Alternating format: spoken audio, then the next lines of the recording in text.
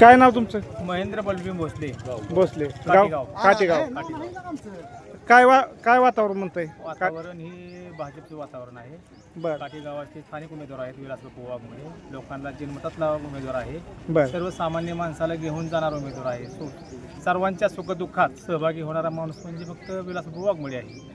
बर. हा, आता विलास बापूंनाच का मतदान करायचं म्हणजे? विलासबापूला मतदान करायचं म्हणजे हक्काचा माणूस आहे ना तो. हं.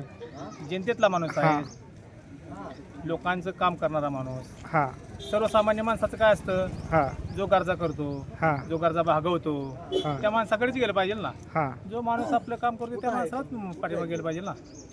विशेष म्हणजे ते तुमच्या गावचे आहेत. आणि स्थानिकचे आहेत. बर. स्थानिक आता तुमच्या शेजारचे जे उमेदवार आहेत हा, हा, श्रीमंत डोले, हा, हा. ते या ठिकाणी त्यांचा बी जो पॅनल आहे किंवा त्या ह्या गटानं ते उभा आहेत, काय सांगू शकता? कसं होते किती जरी केलं तरी माणूस कुठला उमेदवार बघणार? स्थानिकचा उमेदवार बघणार. हा ते असताना परगावचे आहेत ना. हा. तर आपण कुठलीही अडचण सांगायला त्यांच्या घरी जाऊ शकत नाही. हा ते आपल्याला भेटतात का न भेटतात. हा स्थानिक जे उमेदवार असल्यानंतर जे आपल्याला भेटतात त्याच्याकडेच आपण जातो ना. संपर्क त्यांचा कमी आहे ना. हा त्यांची संस्था आहे, सगळं आहे, बरोबर आहे. परंतु आपण काय बघतो, हा जी गरज करणारा माणूस आहे, हा सर्वसामान्य भेटणारा माणूस आहे, सर्वसामान्यांच्या सुखदुःखाला भेटणारा माणूस आहे, हा. कधी बी गेल्यानंतर उपलब्ध होणारा माणूस कोण आहे? हा. तर विलासबापू वाघमोडे आहे. विलास बापू. सरांचं म्हणजे ते दुसऱ्या गावात भेटतात का नाही भेटतात हे आपल्याला काय माहिती आहे. बर. म्हणजे तुम्हाला विलास बापू वाघमोडे सर्व जनतेतला माणूस म्हणजे किती विलासबापू किती वाघमोडे. मतांनी विजयी होती विलास बापू वाघमोडे? कमीत कमी 3 ते 4,000 मतांनी येतील ह्या गटात? या गटामध्ये. 100% 100% येणार. तुमचं काय नाव? मी चंद्रकांत भोसले. बर. तुमचं काय म्हणणं आहे? आमचं म्हणणं असं आहे, एखाद्याच्या घरात जर दुःखद घटना घडली बर. तर ती घटना स्वतःच्या कुटुंबात घडली हा की जाणून त्याच्यामध्ये धावून जाणारा माणूस म्हणजे विलासबापू वाघमोडे. हा आणि आमच्या म्हणजे सगळ्यांना म्हणजे सगळ्या अख्ख्या तरुण वर्गाला त्याला स्वतःच्या पुतण्यांना जेवढं प्रेम ते करतात हा. तेवढ्या अख्ख्या गावातल्या मुलांना प्रेम करणार म्हणजे माणूस म्हणजे विलासबापू वाघमोडे. म्हणजे प्रत्येकाच्या सुख दुःख जाणणारा, दुःखात हो, प्रत्येकाच्या आडअडचणीला धावून येणार नाही मॅडमचा. अडचणीला धावूनच जाणार. एखादा लहान मुलगा जरी म्हणला हा की बापू माझी अशाची अडचण आहे, त्याची अडचण ते समजून घेते. बर. आणि शाळेतल्या मुलांना सुद्धा त्यांचं म्हणजे बोलणं, त्यांचं आवाजाव त्यांचं बोलणं त्यांचं असतं. आता या अगोदर विलास बापू वाघमोडे जे होते हां ते हर्षवंत पाटलांबरोबर एकनिष्ठ होते. हां हर्षवंत पाटलांच्या प्रत्येक सुखदुःखात त्यांनी बी साथ दिलेली होती. हां जो हर्षवंत पाटलांनी पक्ष निवडला त्या पक्षावर ते राहिलेले होते. हां. परंतु ह्या जिल्हा परिषदेला त्यांनी पक्षांतर केलं भाजपमध्ये. नाही, पक्षांतर साहेब केलं. पक्षांतराचं काय नाही. हा. हा जो गावाचा जो रेटा आहे, तुम्हाला मान्य आहे का त्यांनी भाजप पक्षात अहो, उमेदवारी? गावाला जनतेला पक्षपेक्षा काय बघायचं नाही, फक्त बापूला बघणार आहे आम्ही. अच्छा, म्हणजे बापू ज्या पक्षात जातील तो हा. तुमचा पक्ष. नाही. आणि बापू मुळात उभाच राहत नव्हते. काय बर. ह्या गावाचा उमेदवार आहे, पक्षाचा उमेदवार नाही. गावाचा उमेदवार आहे. ठीक. काय नाव भैया? माझं नाव सागरदास वाघमोडे. बर. तू युवा आहे. बर. आता बापू भाजपमधनं या ठिकाणी जिल्हा परिषद गटाला या ठिकाणी उमेदवार या ठिकाणी लढतात जिल्हा परिषदेसाठी. तर काय तुझी भावना आहे?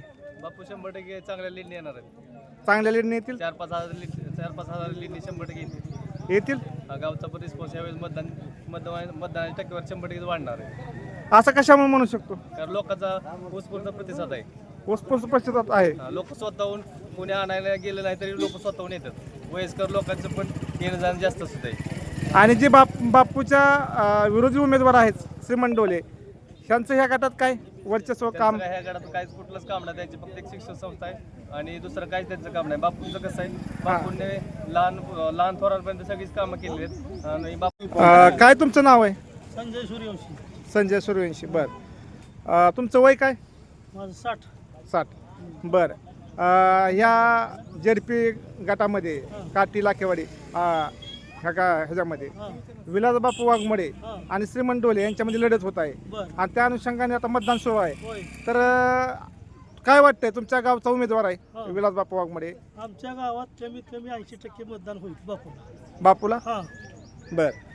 आम्हाला सगळी आत्म प्रचारवादी आहेत, सगळी बर. नाव घेत नाही आम्ही. आमच्या बाजूने सगळा गाव आहे. ती माणूसच तसा आहे, गोरगरिबाला मदत करणारा, गोरगरिबाच्या सुखादुखात सामील होणारा.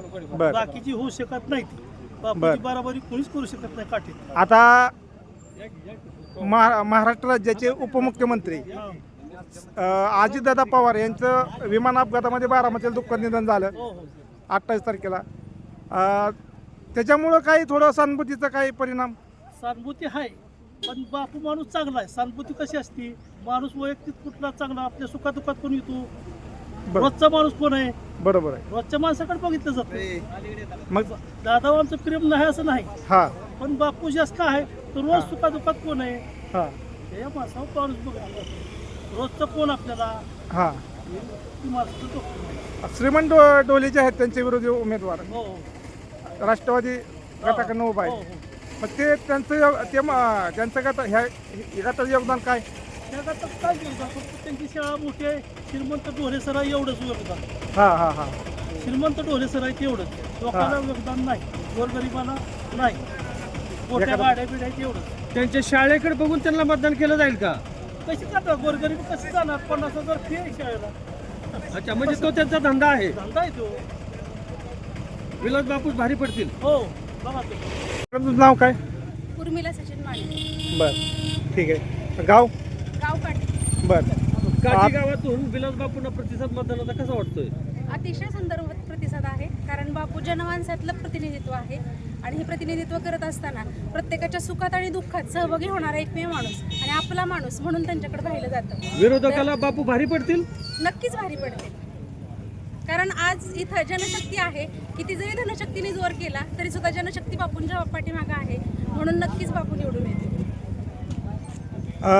बापूंचं थोडंफार सामाजिक काम तुम्हाला सांगता येईल हो सांगता येईल. या अगोदर केलेलं? हो हा सांगा. बापूंचे त्यांचे विश्वप्रतीक प्राथमिक विद्यालय हे त्यांचं विद्यालय होतं. त्याच्यानंतर प्रत्येकाच्या सुखदुःखामध्ये आज जवळजवळ 30 वर्ष ते ह्या समाजकार्यामध्ये आहेत आणि प्रत्येकाच्या सुखदुःखामध्ये पहिल्यांदा निम्म्या रात्री जरी तुम्ही फोन केला तरी सुद्धा बापू तिथं हजर असतात आणि जरी त्यांना हजर नाही राहता आलं तर त्यांच्या परीनं जेवढी मदत करता येईल तेवढी मदत ते नेहमीच करतात, म्हणून मला तो विश्वास आहे.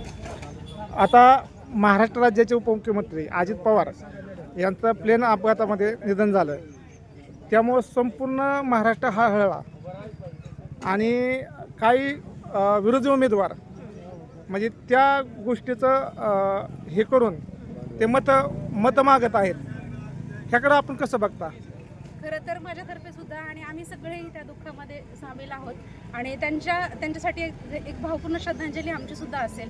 काटेगावातर्फे आम्ही सगळेजण त्या दुःखामध्ये सामील होतो आणि एक अनावधानाने म्हणा किंवा ताईंना सुद्धा तो निर्णय घ्यावा लागला आणि आपल्या महाराष्ट्राला पहिली उपमुख्यमंत्री मिळाली. पण असं असताना सुद्धा त्या गोष्टीचं भांडवल न करता जनसामान्यामध्ये जात असताना आणि तुम्ही ज्यावेळेस मतदान मागत असताना त्या गोष्टीचं भांडवल करून ह्या मत मागणं हे खरंच मला पण पटलेलं नाही आहे. कारण ज्यावेळेस तुमचं काम आणि तुमचा जनसामान्यातला सहभाग असतो की जो तुम्हाला दाखवायचा असतो आणि तोच जर तुम्ही फक्त आणि फक्त दादांना श्रद्धांजली म्हणून जर तुम्ही मतदान मागत असाल तर हे सगळ्यात मोठं मला एक खंत वाटते त्या नेत्यांची की त्यांना स्वतःचं काम दाखवता आलं नाही आणि फक्त एक दादांची श्रद्धांजली म्हणून त्यांनी ह्याचा वापर जनसामान्यांचं मत मागण्यासाठी केला. आता तुम्ही म्हणता बापू या गटामध्ये 100% विजयी होतील, तर बापू विजयी झाल्यानंतर महिला सबलीकरणासाठी आपण काय उपाययोजना राबवणार?